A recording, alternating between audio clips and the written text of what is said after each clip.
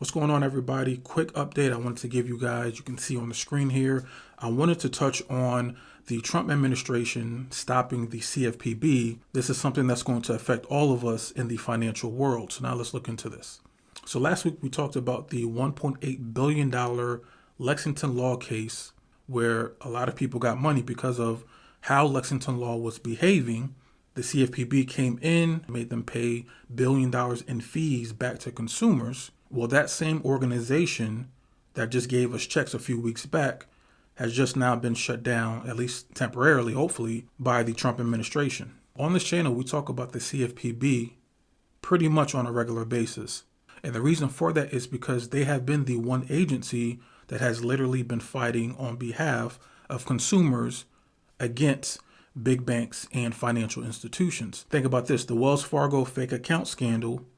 The CFPB is the one that exposed that. Capital One lying about the interest rates. The CFPB is who caught them. As I said at the top of this video, Lexington Law getting caught and having to pay billions of dollars to consumers. Once again, that is CFPB finding these corporations behaving in a way that they're not supposed to and holding them accountable. In total, they've gotten back over $21 billion back for consumers who are getting played by these companies. But here's what's fascinating about this particular situation.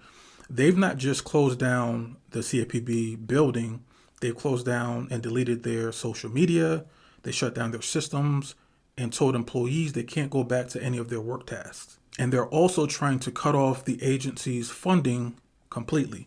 That means all those investigations into banks ripping people off, all that work has been halted. You know how the CFPB stopped banks from charging those $35 overdraft fees for a $3 coffee, or how they made credit card companies explain their terms clearly? All of that enforcement just stopped. They were about to remove medical debt from credit reports completely. This is something that we talked about last year. That has also been paused. So now think about the pattern here.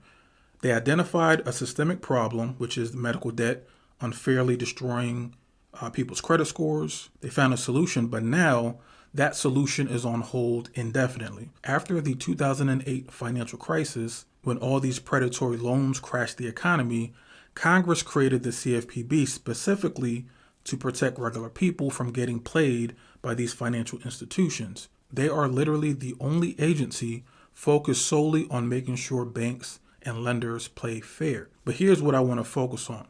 With the CFPB shut down, who's watching these companies? Who's going to make sure that the debt collectors prove they own a debt before they try to collect? Who's going to stop credit repair companies from scamming people? So let me break down what you need to do to protect yourself right now. Document everything, every fee, every charge, every interaction with your bank or credit card company, because with less oversight, you need to be your own watchdog. You guys got to be more vigilant. Number two, understand your state protections. A lot of states have their own consumer protection agencies. You might need to start working with them since the CFPB is down. Number three, stay informed about your rights. That's exactly why we break down these systems on this channel, because knowledge is your best protection when these companies know no one is watching them. They say that they're auditing for efficiency. We're going to see if that's true or not, but go down in the comments, let me know your thoughts, and I'm going to check you guys out in the next video. Have a good one. Peace.